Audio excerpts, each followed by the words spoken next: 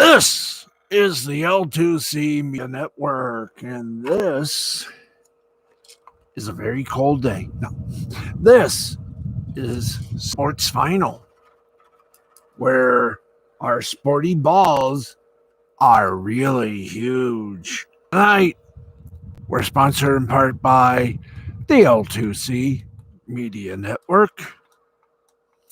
And if you could stop playing around with the buttons, here's our host and general nuisance, Steve, the Baxman Baxley.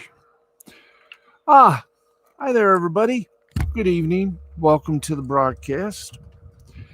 And, wow, I'm playing a little wounded today, so I'm not going to fuss around. I pulled a muscle in my chest area, so I'm feeling a little tender. I've taken some acetaminophen, so like I said, I'm feeling a little tender. Should be hopefully back to normal by sometime tomorrow. And my cat's got a little weeper of an eye problem that I got some of her medication. We're gonna give this to her if it's not any better tomorrow. Anyway, that's enough about us here on this broadcast. There we go. It's the only way we're going to be blocking the light. Okay, anyway, let's get to it. We got some baseball for you. And no, the baseball is not sponsored by horse steroids. No, it is presented to us, as always, by the fun folks at Caesars Sportsbook, who remind us every day that we are all Caesars. And let's get on with the games that are taking place. By the way, please join us Wednesday when via audio we will have the first week predictions, because tomorrow is Wednesday, because football actually begins on Thursday. The football season, week 1, begins with the kickoff on Thursday on NBC. And that only means one thing. The man, the myth, the legend. No, not Jay the Brain Man, but close. The Monsignor, Rabbi Hiram Shecky Fleischman, live from the Vatican Football League offices in Rome, where he serves a couple of positions. He is a head senior official, and frequent times he is the assistant to the commissioner. So with all that said and done, we welcome back our comrade, the rabbi, for his third season of football predictions. And of course, on Sunday, it's me, my mom, and Uno that make predictions. So we all do this. My mom's riding a hot streak, and so is my cat. My cat won this last year by one stinking game. So that all said and all promoted, tomorrow the rabbi. Sunday it'll be, Saturday it'll be me. Sunday my mom and Uno. So everything's good. Let's get on with it, shall we? I've already done the score tab. Thank you, Mom, for the cameo appearance. I'm looking for a light bulb. No, we don't have a light bulb. Why? What's wrong? Well, you should, because... No, wait a minute. Hold on, folks. I'll be back in a moment.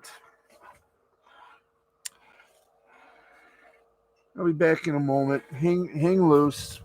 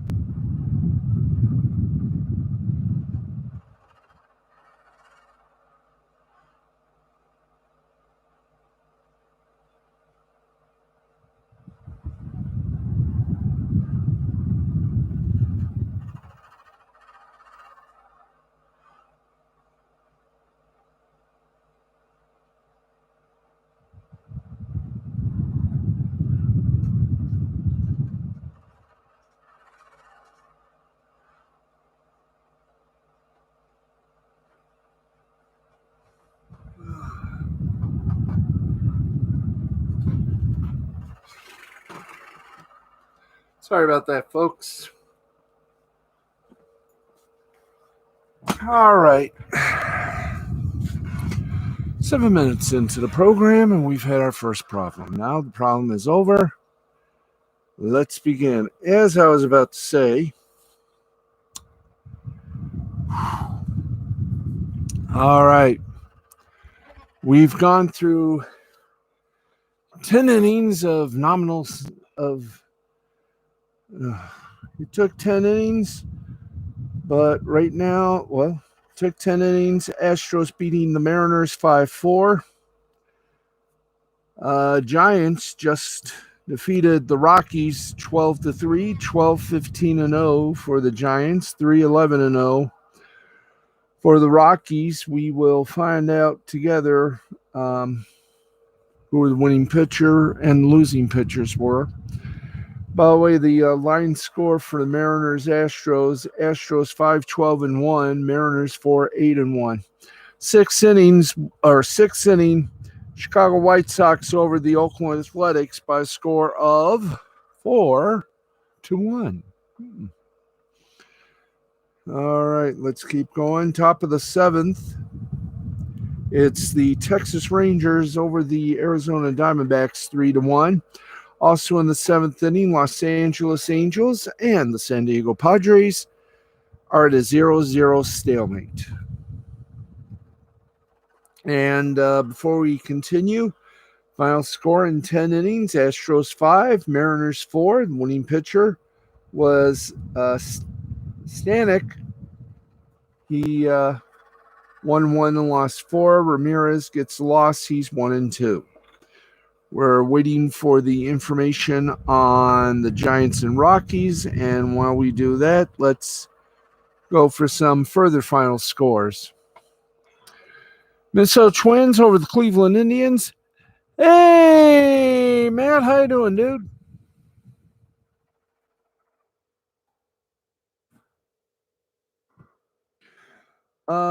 Minnesota Twins over the Cleveland Indians, 3-0. 3-7-0 for the Twins, 0-7-0 for the Indians. Gant gets win for the Twins. He's 5-9. Oops, turned it off. Now I got it back. Sival got the loss. He's 10-3, and Colomb gets his 13th save.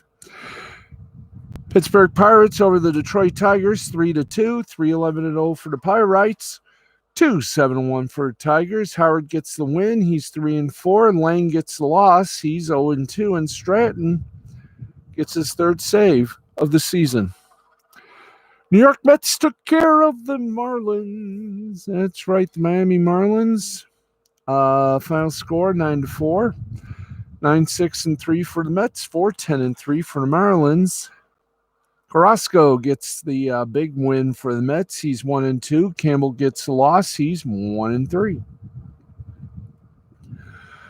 Baltimore Orioles, they took care of the Kansas City Royals, 7-3, 7-6-2 for the Baltimore, 3-8-0 for Kansas City. Winner Ballman, he's got his first win of the season for the Orioles. And Cowher, still looking for one. He is 0-3. He takes that 3rd loss a little non-shameful. Toronto Blue Jays took care of the New York Yankees 5-1, 5-7-0 for the Jays, 1-8-0 for the Yanks. Matt's the winner. He's 11-7. Cole the loser. He's 14-7. Rays over the Red Sox. Tampa Bay over Boston. 12-7 final score. 12-14-0 for the Rays. 7-15-0 for the Red Sox. Rasmussen got a pull and got the win. He's 2-1.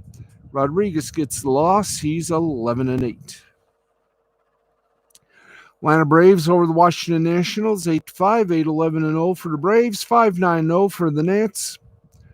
Jackson, the winner for the Braves, he's twinned, 2-2. Harper still looking for that elusive first win. He is winless in 2 starts. He is therefore 0-2. Smith gets his 31st save for the Braves. Cincinnati Reds beat the Chicago Cubs 4-3, 4-10-0 for the Reds, 3-8-0 for the Cubs. Miley gets the win for the Reds. He's 12-5. Sampson gets a loss for the Cubs. He's 0-2, and Givens gets his 5th save of the season. Milwaukee Brewers beat and blank the Philadelphia Phillies 10-0, 10-12-0 for the Brews, 0-5-1 for the Phils. Lauer gets the win for the Brews. He's 5-5. Nola, Nola. Nola. Nola gets no win for the Phils. He suffers a loss. He's 7-8. The defending world champion Los Angeles Dodgers beat the St. Louis Cardinals 7-2, 7-11-0 for the Dodgers, 2-8-0 for the Cardinals. Vesia gets the win for the Dodgers. He's 3-1. Happ gets the loss. He's 8-8. Let's take a look at a final score, and it is now final. Giants over the Rockies 12-3. 12-15-0 for the Giants, 3-11-0 for the Rockies. Webb gets the win for the Giants. He's 9-3. Gonzalez gets the loss. He's 3-7. Okay, and you think we're done with baseball? Are you kidding? No, we're not done with baseball. We are never done until it's over. That's right. We got the minor leagues coming up, and we do them with pride. Let's start first with the AAA. And the games that are still going on as we speak. Top of the 7th inning, Tacoma over Reno, 4-2. Top of the 6th inning, it's Sacramento over Salt Lake, 8-2. Final scores, Buffalo over Syracuse, 3-0, 3-8-1 for Buffalo, 0-7-0 for the Qs. And I know I haven't done this for a while, so we're going to do it proper. Francis gets the win for Buffalo. His record is 9-4. Worley gets the loss. His record is 4-5 for Syracuse. And Wagaspak gets his first save. Gwinnett over Columbus, 7-2, 7-11-0 for Gwinnett, 2-8-3 for Columbus. Mueller gets the win for Gwinnett. He's 4-2. McCarty suffers the loss for Columbus. He's 7-5. Indianapolis over Louisville, 11-4, 11-14-0 for Indy, 4-9-1 for Louisville. Kranick scoring as the one who ran. Kranick, he's got the win. He's 3-4. It's not easy being green. Hello. That's right. Green gets the loss. He's 5-4. Worcester over Lehigh Valley, 5-4, 5-11-2 for Worcester, 4-7-2 for Lehigh Valley.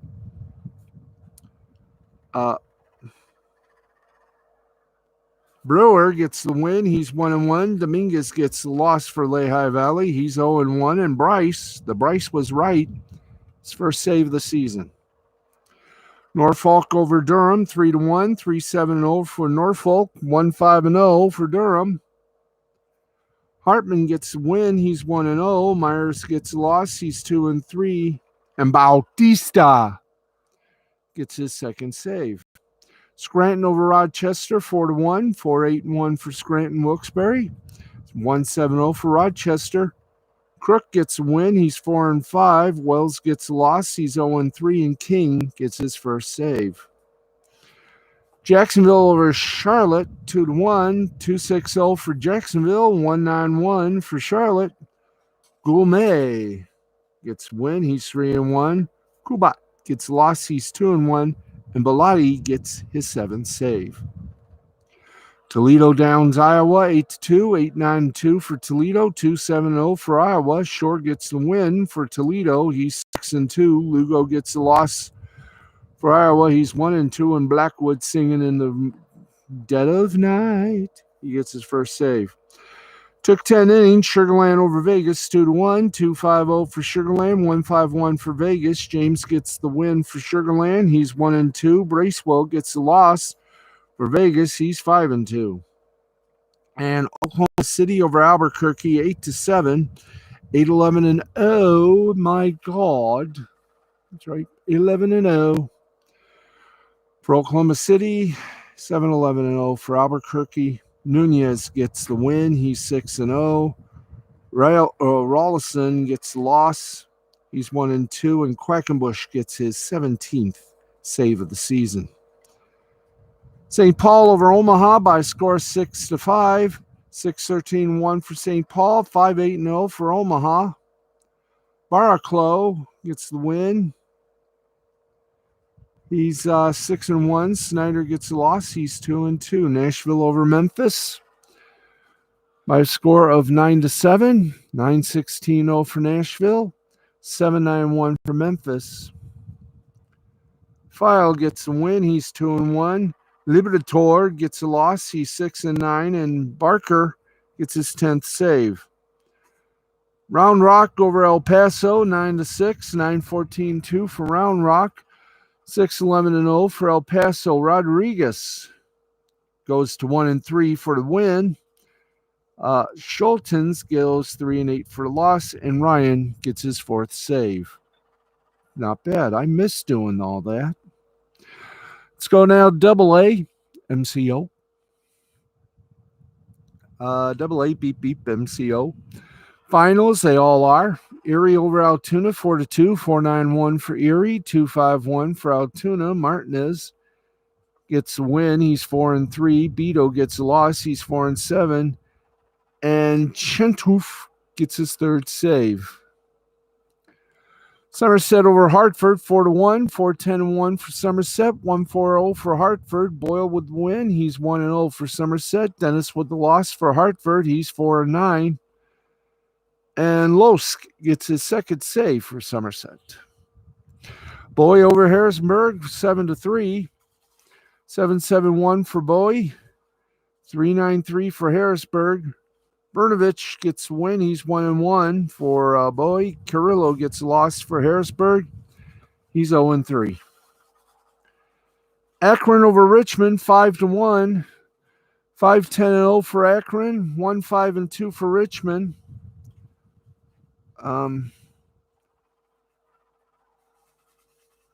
Krauth gets his win. He's 2-1. Plasmeyer gets a loss. He's 2-8. Chattanooga over Tennessee, 14-1, 14-18-0 for Chattanooga, 1-6-3 for Tennessee. Winning pitcher was Wynn. He's 7-4. Losing pitcher was Nahas. He's 0-2. Biloxi over Pensacola, 4-2, 4-10-0 for Biloxi, 2-10-1 for Pensacola. Castillo gets the win. He's 4-8. Nicholas gets the loss. He's 3-2, and Hinson gets his 2nd save of the season. Mississippi over Montgomery, 4-1, 4-5-0 for Mississippi, 1-6-1 for Montgomery. Diaz gets the win. He's 2-0. De Horta, that's right, and you know what De Horta hears? De Horta hears a who. De Horta gets a loss, and so does that pun. 2-4 is his record, and Wilson gets his 4th save for Mississippi. 10 innings, Springfield over Arkansas, 5-4, 5-12-2 Springfield, 4-9-1 Arkansas. Pacheco gets a win. He's 1-0. Sweet gets a loss. He's 5-6. Birmingham over Rocket City by a score of 3-0, 3-8-0 for Birmingham, 0-7-1 for Rocket City. Vargas gets the win for Birmingham. He's 7-3. Stillsith gets a loss. He's 0-1 for Rocket City, and Freeman gets his 2nd save for Birmingham. Wichita over Northwest Arkansas, 3-1, 3-7-2 for Wichita, 1-5-0 for Northwest Arkansas. Funderburk gets the win. He's 3-0. Garcia gets a loss. He's 3-3. San Antonio over Frisco by a score of 12-7.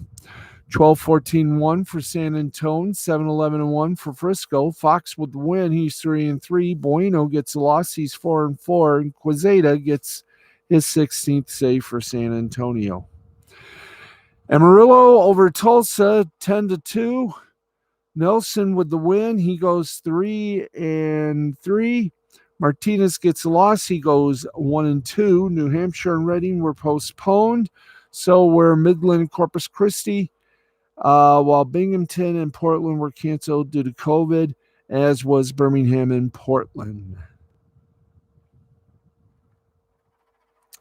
Okay, let's go to high A for all you swingers out there. Scores right now: Spokane leads Vancouver 4-3 in the top half of the sixth. In the bottom of the sixth, it's Everett and Eugene tied at 5. Final scores: Asheville over Rome 12-10, 12-12-1 for Asheville, 10-12-4 for Rome. Gautier gets the win. He's 1-0. Riley gets the loss. He's 4-1. Lake County over Dayton 6-1, 6-6-2 for Lake County, 1-4-1 for Dayton. Coulter gets the win. He's 8-4. Proctor gets the loss. He's 0-1, and Draper gets his first save. Winston-Salem over Bowling Green 9-8, 9-14-0. Winston-Salem 8-14-1. Bowling Green. Moore gets the win. He's 1-1. Strong gets the loss. He's 6-2. In 10 innings, Greenville beat Hickory 7-4, 7-11-3 for Greenville, 4-10-2 for Hickory. Pantoja gets the win. He's 6-3. Martin gets a loss. He's 1-6. Wilmington over Aberdeen 6-2, 6-12-2 for Wilmington, 2-7-0 for Aberdeen. Greenboro over Jersey Shore 21-4. Did Jersey Shore even make it in time? 21-4, 21-25. No, excuse me, 21-26-2 for Greensboro. 4-9-1 for Jersey Shore. Flores the winner for Greensboro. He's 3-2. Skiro, the loser. He's 0-1.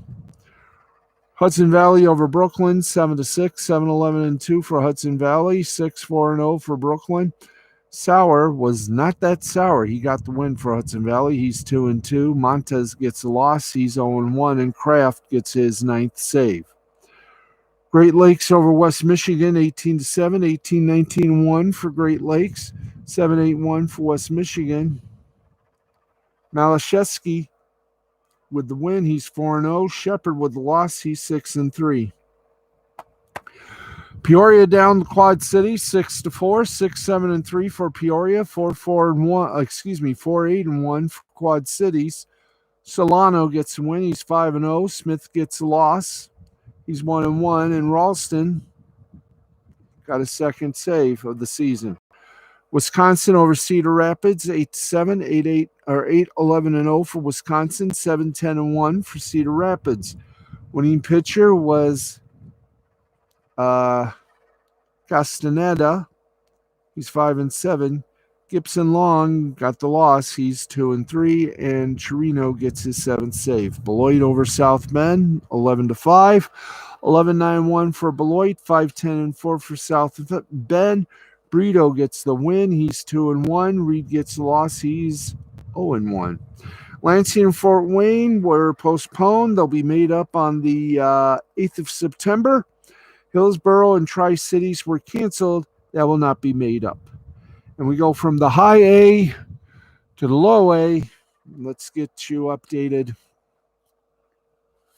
and going strong. Bottom of the 8th inning, Lake Elsinore leads by 10 over Visalia, 14-4. Bottom of the 6th, it's Fresno over Modesto, 11-4. Bottom of the 6th, Rancho Cucamonga over the Inland Empire, 5-3. Let's go for some finals. Lakeland over St. Lucie, 5-1, 5-6-2 for Lakeland, 1-5-2 for St. Lucie. Guzman with the win, he's 5-9. Colina with the loss, he's 2-1. Tampa over Dunedin by a score of 6-5. 6-10-0 for Tampa, 5-5-1 for Dunedin. Aguilar gets the win. He's 1-2. Kelly gets the loss. He's 0-1. Jupiter over Daytona, 7-6, 7-9-0 Jupiter, 6-7-2 Daytona. Brabant. Hi there. Yep. Brabant, not broadband, but Brabant, 2-2 with the win.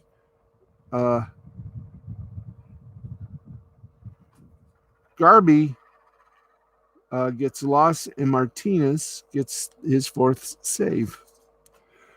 Salem over Lynchburg 10-2, 10-12-1 for Salem, 2-7-1 for Lynchburg.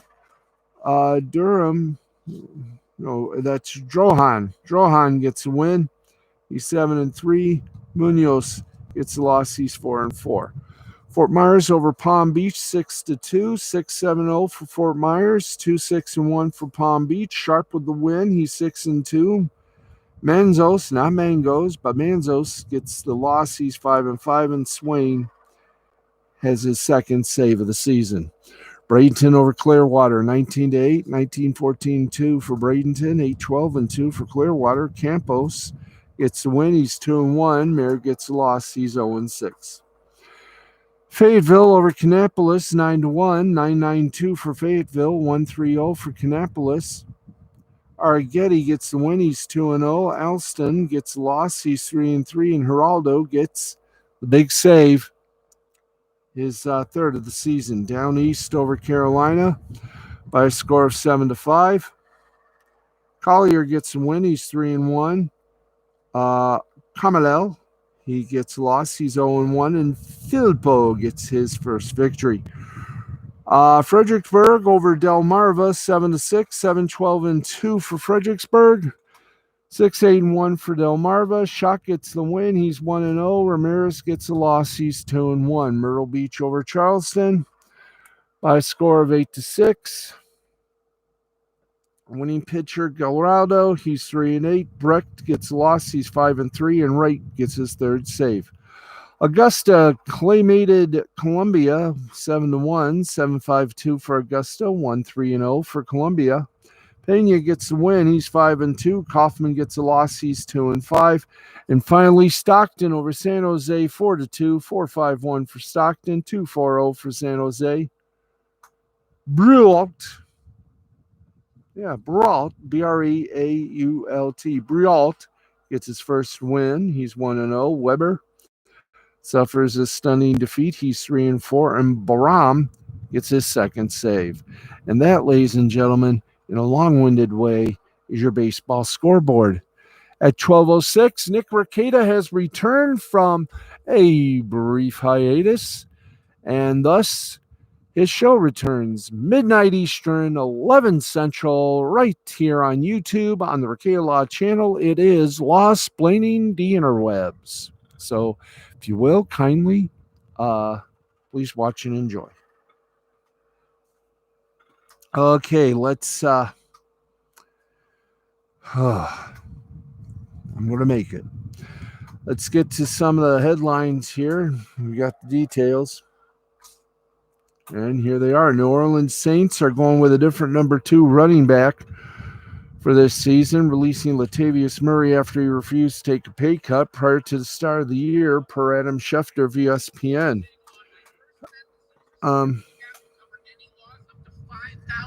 Thank you. Murray was in line to be the backup running back to Alvin Kamara for Sunday's season opener versus the Packers, but instead he'll be looking for another team this season. Hello, Detroit. Murray, who had 2 years remaining on his contract, had a cap number of $4.176 million this season and $4.3 million in 2022. The Saints will save $2.327 million in salary cap space with the move. Crucial office that was just $2.1 million under the salary cap entering this year.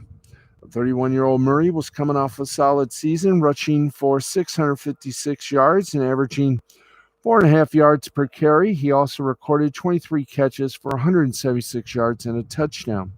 Now, in 2 seasons as Kamara's backup, Murray rushed for 1,293 yards, averaged 4.4 yards per carry, and finished with 11 scrimmage touchdowns.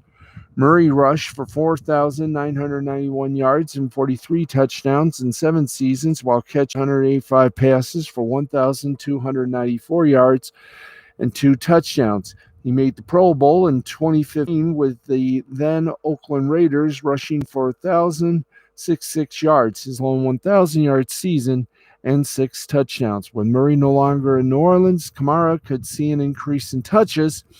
He's averaged 17 per game in his 4-year career, but averaged 18 last year. All right, more NFL news. That's what we've had for the past 2 days is NFL news. Here we go. Houston Texans made another addition to their wide receiving core on Tuesday. The NFL Network's Tom Pelissero reported that the Texans are signing veteran wideout Danny Amendola to a 1-year, $2.5 million deal. He returns home in a way as he played his high school ball at Woodlands and his college ball at Texas Tech. Amendola most recently played for the Detroit Lions, and in 2 seasons he caught 108 passes for 1,280 yards, 1 touchdown. He will most likely be remembered from his days with the New England Patriots. Maybe he can go back there. With whom he won 2 Super Bowls. In 5 seasons with the Pats, he caught 230 passes for 2,383 yards and 12 touchdowns, and also fielded 85 punts. So there we go on that side. The Baltimore Ravens, according to ESPN's Adam Schefter, are reportedly signing a former rival to help out at running back.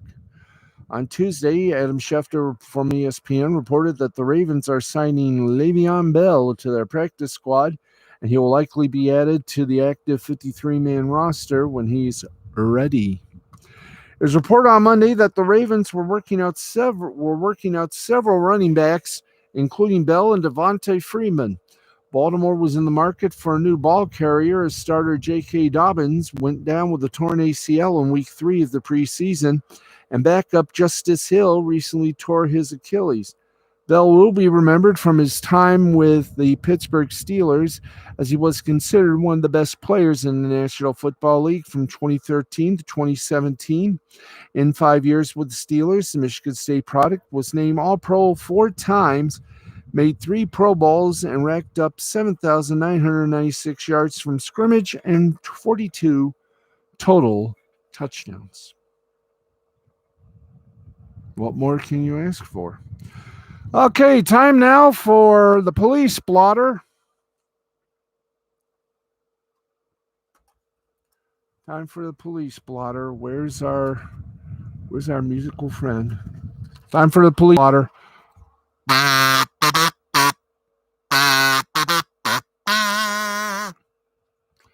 That's right.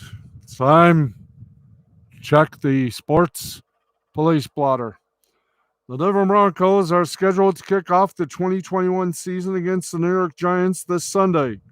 But one of their star players has run into a legal issue. According to KUSA 9 News' Mike Kliz, Bronco pass rusher Bradley Chubb was arrested Tuesday on a failure to appear warrant. According to court records obtained by Kliz, the warrant stems from traffic infractions. You may boo if you wish. Yes, traffic infractions. I mean, Montgolfier.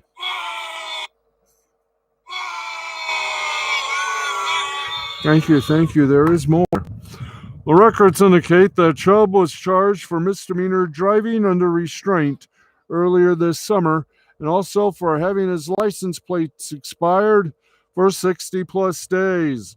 The former number 5 overall pick in the 2018 NFL Draft was scheduled to appear in Arapahoe County Court on August 6, but did not show. Sergeant Jeff Miller from the Douglas County Sheriff released this statement to KUSA 9 News. Mr. Chubb was contacted late this morning for a minor traffic infraction by deputies from our office. After contacting Mr. Chubb, it was soon discovered that he had a warrant out of Arapahoe County for FTA, failure to appear, on traffic offenses, and was taken into custody and transported to the Douglas County Detention Center and is currently in the process of posting a very small bond, which means he's about to get hit, but not hit hard enough for a lesson. Chubb made his first Pro Bowl last season after recording 42 combined tackles and 75 sacks in 14 games played. He burst onto the scene as a rookie with 12 sacks, but missed 12 games in 2019 due to an ACL tear. Chubb had been dealing with an ankle injury as of late, but did return to practice on Monday. Broncos head coach Vic Fangio sounded optimistic when asked if his starting pass rusher would be ready for Week 1.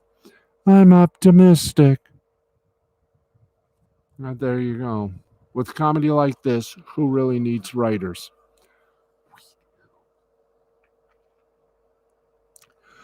Okay, let's keep this love match going, and let's go to yes, friends. It is Wednesday. It is early Wednesday morning, but late in the evening of Tuesday for our West Coast viewers, and you know what that means. That's right.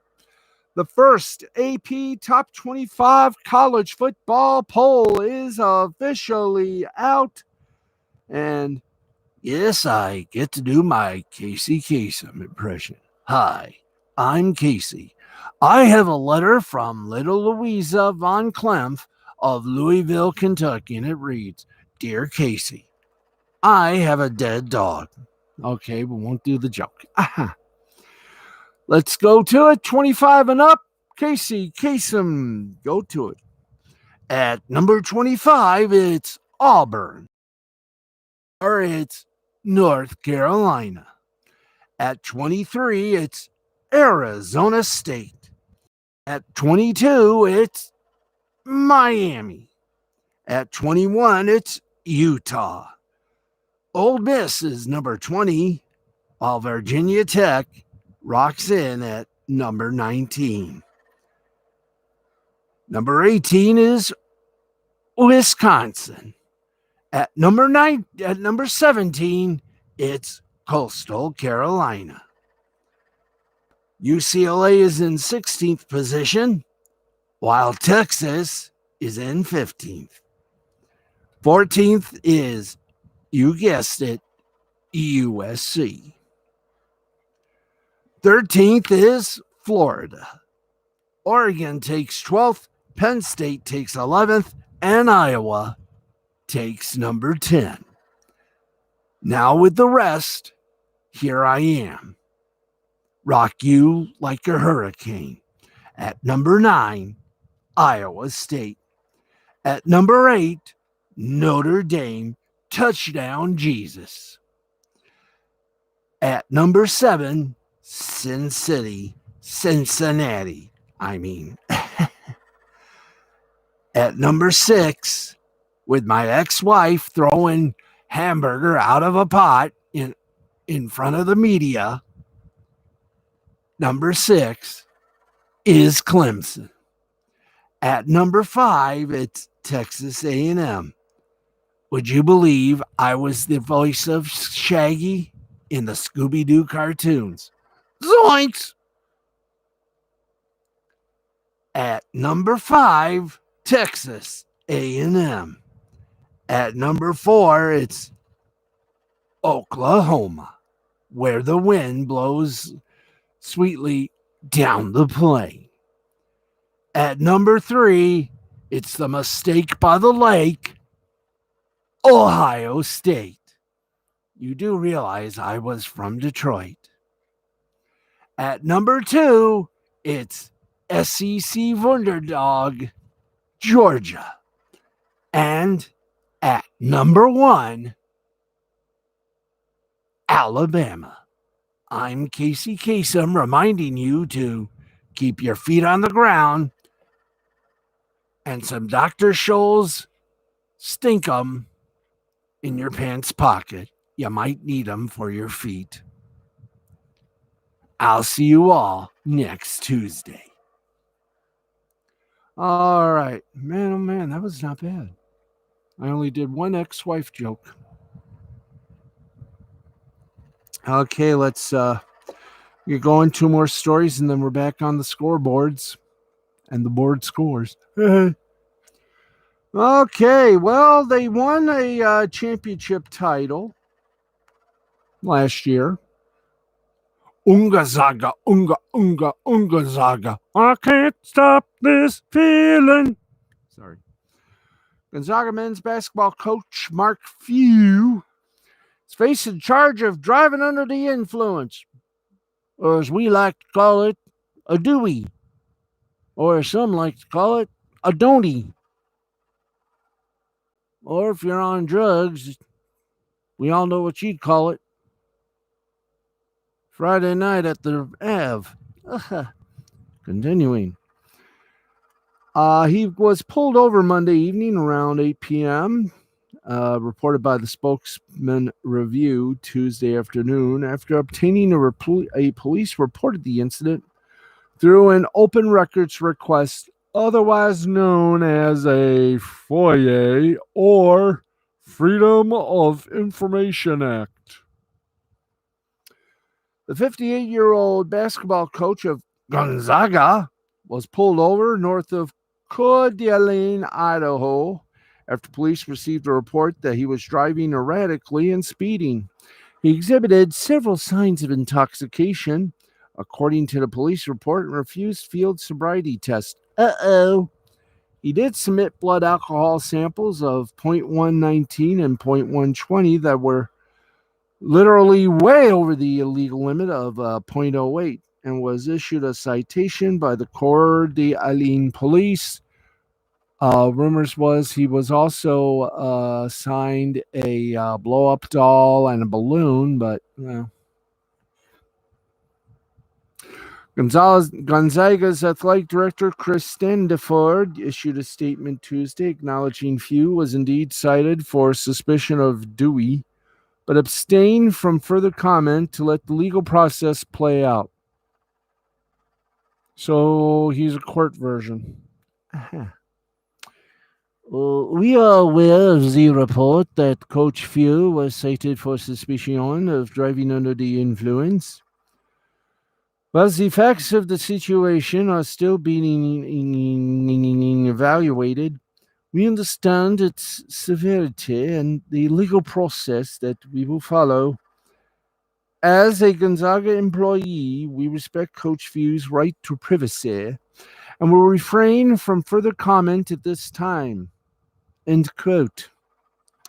Few issued his own statement late Tuesday night, and it reads as follows. Oh, joy, we get to read.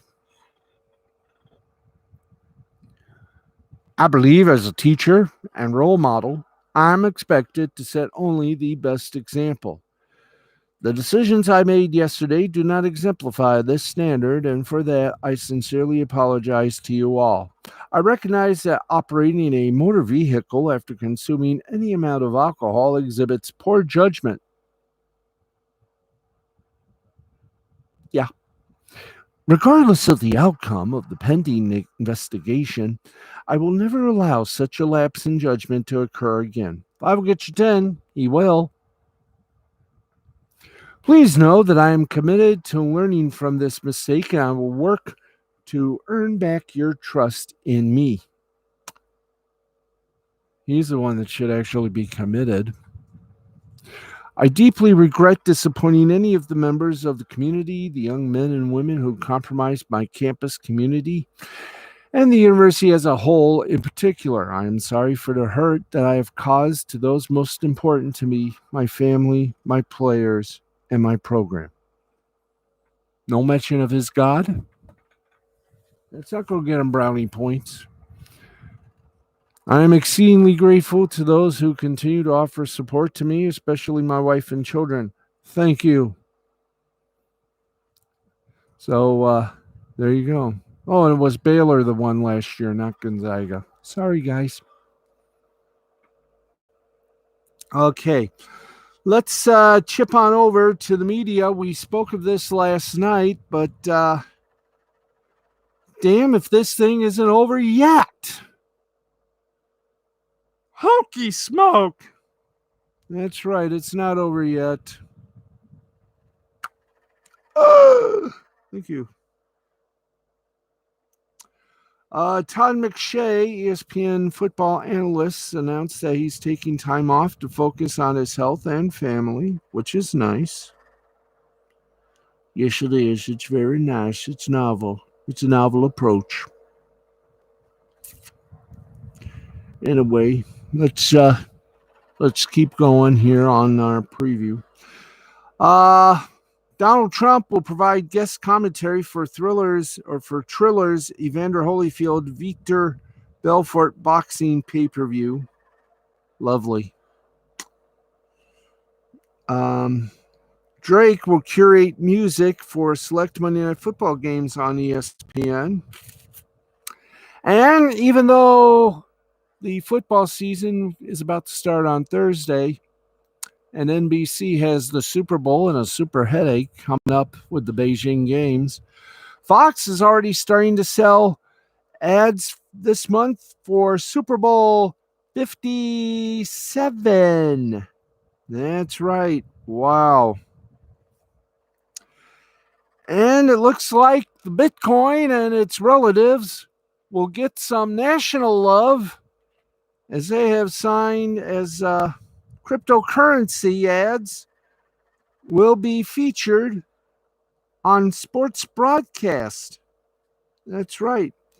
Per the Sports Business Journal, Fox Sports will stick its toe, as only they would, into the crypto ad water this fall. Crypto.com will be the presenting sponsor of Fox's post-game college football, Major League Baseball postseason, and college football broadcast. Wow. Amazing, isn't it? Yes, it is.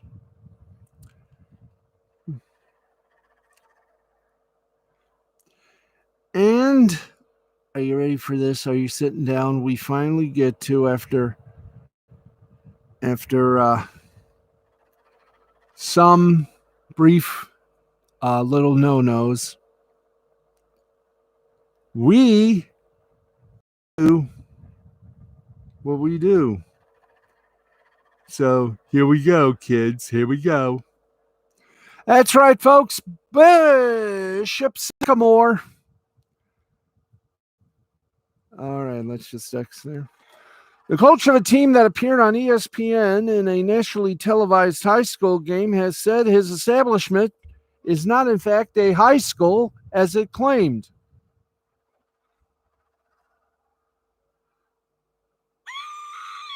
Thank you.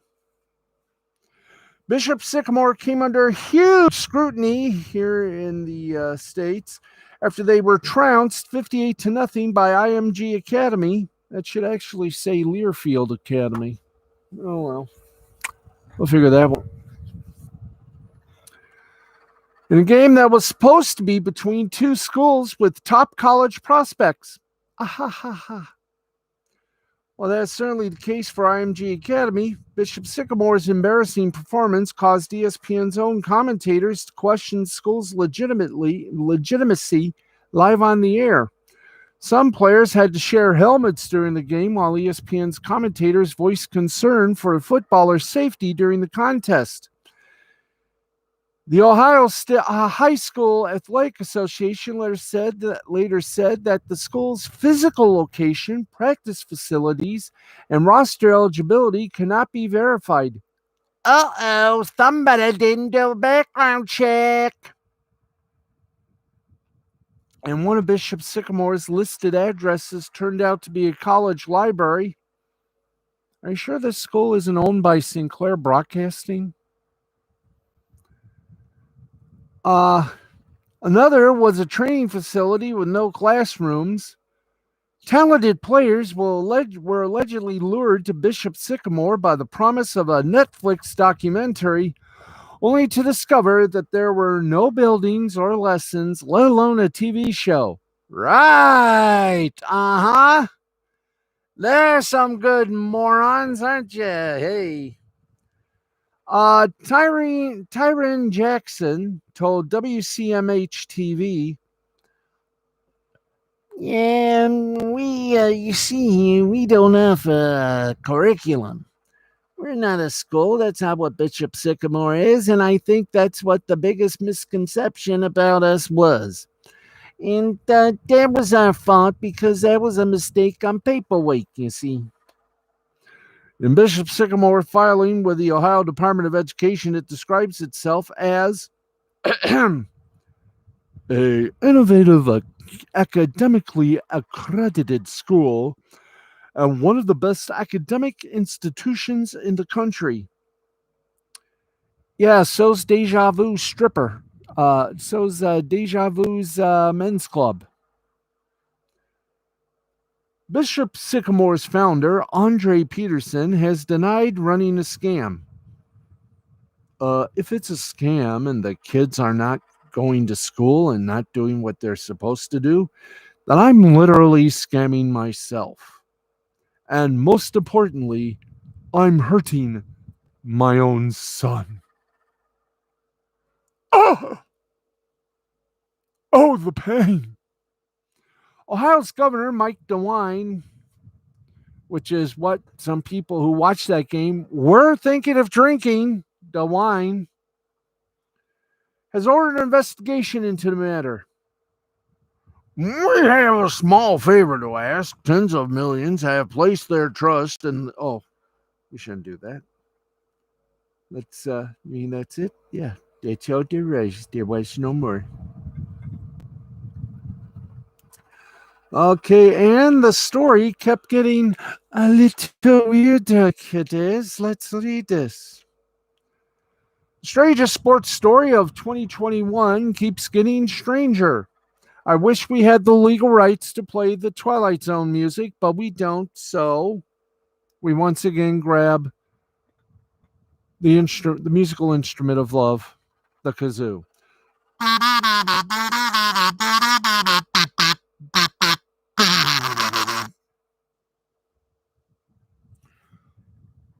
Bishop Sycamore, the high school, that's in quotes, allegedly conned its way into getting embarrassed by powerhouse IMG Academy on national television, fired their coach, Roy Johnson, after some bizarre details emerged about the Ohio-based football program. Tyron Jackson, the team's new head coach, decided to set the record straight in an interview with NBC4 WCMH Columbus, home of Ohio State University. Jackson said, "I have sinned against you, my Lord." Oh, sorry, that was another person. Sorry. "We do not offer curriculum. We are not a school. That's not what Bishop Sycamore is, and I think that's what the biggest misconception about us was. And that was our fault because that was a mistake on paperwork." You heard right. They admitted they are not a school. Per the report, Bishop Sycamore was classified as a non-charter, non-tax supported school by the state of Ohio. Can we hear the appropriate sound effect, please? In the previous school year, but it was due to a mistake in paperwork. Jackson instead described Bishop Sycamore as a post-grad football academy.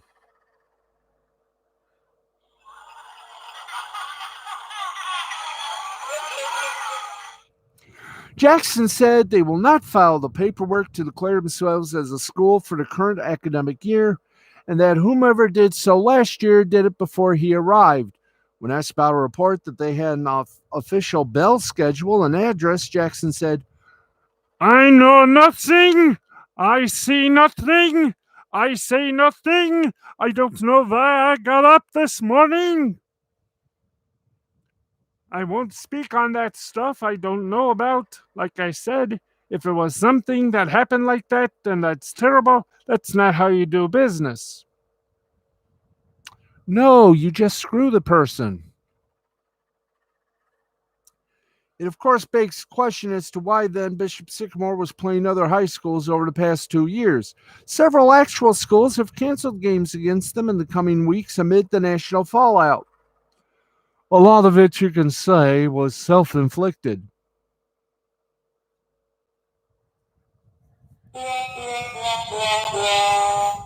And I'm willing to say that. But at the same time, that's probably from a head down type of thing. Don't attack these kids. Don't take that part from them now that they don't have a season, possibly. Once the smoke clears, we're national news. Whoever does schedule us next will be national news. Y'all fell for the biggest huckster in the free world, you morons. Jackson took over after Johnson went out in a blaze of glory following the ESPN drubbing with the school's athletic director, Andre Peterson, citing pending fraud charges and the school's injury tracking as reasons for his dismissal.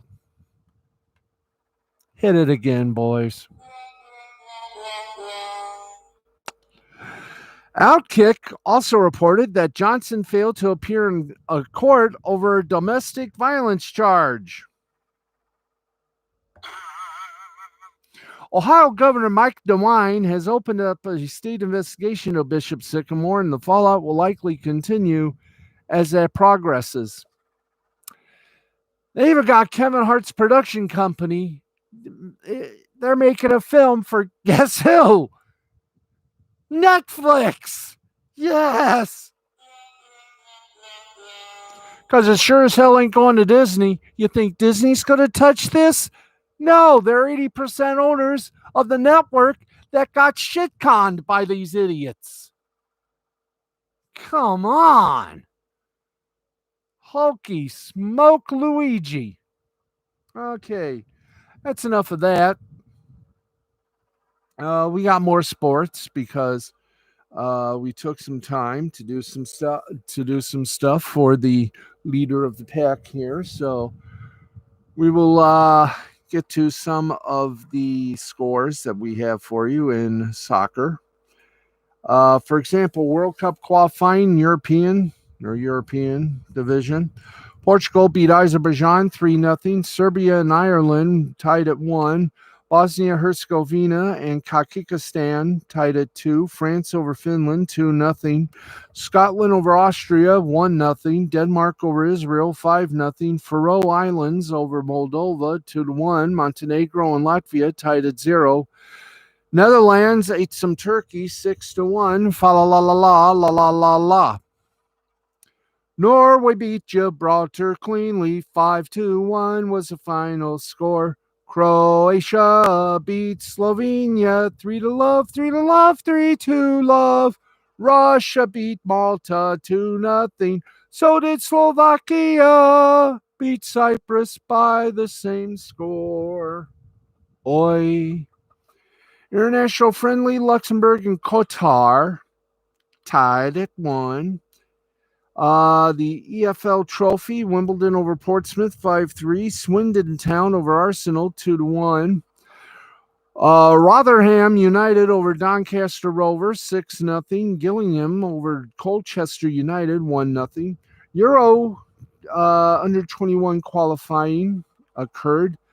Croatia over Finland 2-0. Austria over Azerbaijan 6-0. Norway over Estonia 5-0. Latvia and Germany over Latvia 3-1. Israel over Poland, Eigewalt 2-1. Hungary over San Marino 4-0.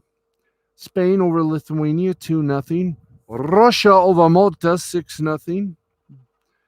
Northern Ireland over Slovakia 1-0. Cyprus over Liechtenstein 6-0. Iceland and Greece tied at 1. Wales over Bulgaria 4-0. Switzerland over Gibraltar 4-0. Netherlands over Moldova 3-0. Luxembourg tied with the Republic of Ireland 1-1. So too did Bosnia-Herzegovina and Sweden 1-1. Italy over Montenegro 1-0. England over Kosovo 2-0. North Macedonia and Serbia 0-0. Ukraine over Armenia 2-1. Denmark over Kazakhstan 1-0. Turkey over Scotland 1-1. And there's so many scores here, we're just going to cut it off there. If you want more scores and everything else therein, go to bbc.com/sport/football/scores-fixtures /2021-09-07, because we are now going to go to our second to last segment, because I got a commentary to do. Did he do? Did he do? Did he do? Did he do? Did he do? Okay, let's just do the scores as quick as can, because this commentary is going to be a good one. In Japanese baseball, Cebu Lions over the Fukuoka SoftBank Hawks 6-5. Milwaukee got the win for Cebu. His record is 3-0. Kano got the loss. His record is 0-1. Yokohama Bay Stars over the Yomiuri Giants 8-2. Miyaguni got the win for Yokohama. He's 1-0. Shugano got the loss for Yomiuri. He's 3-6. The Akut Swallows blanked the Hanshin Tigers 12-0. Okugawa got the win. He's 6-3. Asiaga got the loss. He's 10-3. Hiroshima Carp over the Chunichi Dragons 8-7. Kikuchi got the win. He's 1-0 for Hiroshima. Martinez got the Ziggy. He's 0-2. Nippon Ham Fighters over the Rakuten Golden Eagles by a score of 4-2. Ito gets the win. He's 9-5. Hayakawa got the loss. He's 7-5. Oric Buffaloes over the Shibalati Marines 4-3. Hirano gets a win for the Oryx. He's 1-3. Tanaka gets a loss. He's 1-1. South Korea, Doosan Bears and Kiwoom Heroes and the KT Wiswung and the Kia Tigers were all postponed, as was SSG Landers and LG Twins. Lottie Giants beat the Samsung Lions 4-2, and the NC Dinos over the Hanwha Eagles 16-4. Okay. We have done that. But now we come to the commentary, and for that I got to have my little commentary script, and there it is. Matt Walsh, well, as you know, I am a proponent. Tonight's commentary is about female sports reporters. Now, Matt Walsh does a little show, and this is what he said when questioned about female sports reporters. I must say this situation only demonstrates why I personally prefer for sports broadcasts, especially football, to be handled mostly by men. Lindsay, though worse than the average, even as far as female sports reporters go, is definitely not the only female to enter into this mostly male space and seek to feminize it. She wants football stadium to be quiet and gentle, considerate, respectful of personal space. She wants it to be a more feminine environment.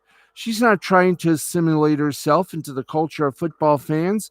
She is rather hoping that they assimilate themselves to her. This is a problem across our culture. Sports just happens to be an area where the problem is especially pronounced and obvious. Females enter to areas that they have typically catered and mostly belong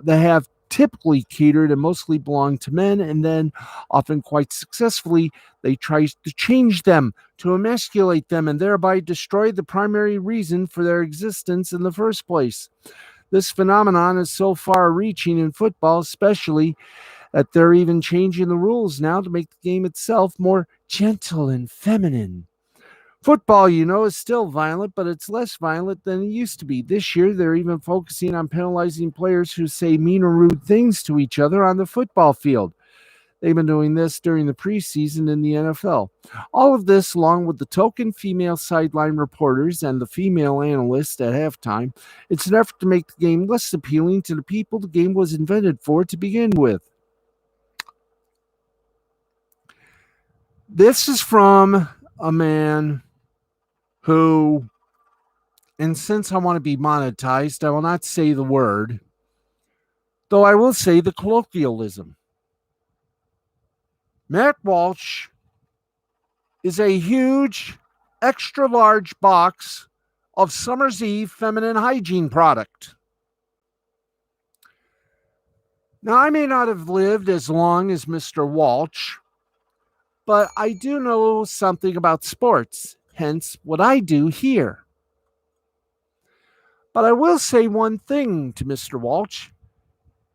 His commentary, and while he does have a right to share it in this country, yes, sir, before everyone else goes cancel culture, he does have a right to say it. He is wrong. Damn wrong. He sort of reminds me of the late Al Ackerman, who was very adamant that he didn't want women in the women's sportscasters anywhere near his station or doing anything on television, not even doing sports, not even going to the men's locker rooms, the sacred home of male sports people. One person broke that rule, and we're damn proud of her. There are women sports reporters. One of them, of course, Ann Doyle, was the sports director of WJBK TV Channel 2, the then CBS affiliate in Detroit owned by Storer Broadcasting. She then left the sports arena and worked for a time at Ford Motor Company. She is, of course, the great Ann Doyle, one person who definitely knows sports. Others followed, like Andrea Joyce. In fact, it was Andrea's sports report that attracted a male newsman by the name of Harry Smith. And the two have been married ever since. There are female sports directors, as we have pointed out. Ann Doyle and Lansing's WLNS also has a female sports director and a female general manager. Female sports director, of course, is Audrey Dahlgren. To quote and not paraphrase a famous cigarette ad, "You've come a long way, baby, to get where you are today." And it shows. Gail Sirens, for one, was the first network news anchor. She worked at Channel 8 in Tampa, to be asked by NBC Sports to be the first woman play-by-play voice of the National Football League. And she did 2 games, and she was wonderful at it. Yes, there are female sideline reporters, but they got the smarts, the bravado, and yes, I will say it, the balls to do the job as equal as men are. In fact, some, they find even more bigger fame Dancing with the Stars. Some have their own fan club. There's a song by Rick James, I do believe the gentleman is. Yeah, it is Rick James, who sang it best. Women got the strength, women got the power. And the women these days not only run sports departments and television stations and radio stations, they also run big-time networks. And some even run the companies that own them. But in the sports phrase, I'm all for women sports reporters. They have the rights. It's the same that men do. They're there to cover the story, not be the story. And to you, sir, for you to say the claptrap that you did and totally degrade, if not insult, sportswomen, well, you know what they say. Those that insult them must, you must be embarrassed for your shortcomings. Because this is now an equal world. And women are definitely better at sportscasting, sports reporting, news reporting, any type of reporting. It's just like that old song, anything you can do, I can do better. I can do anything better than you. And they do equally much better. And that's what makes this country great. You know, there's an old saying, there's an old saying, Mr. Walsh, that I think benefits people like you and the late great Al Ackerman, who finally, before his passing, realized that we live in a changing time and women are equal to the task of doing anything in this world. They put their minds to it and they succeed at it. So to the Ann Doyles, the Audrey Dahlgrens, the Alex Simses, the Gail Gardners, all those fun people, all those ladies that chose the profession that they love to be a part of and made their own history, their own marks. We salute you as sports fans. We know our space. We know our limitations. We know where the line is. So we respect you from afar with a hail, a hearty salute, and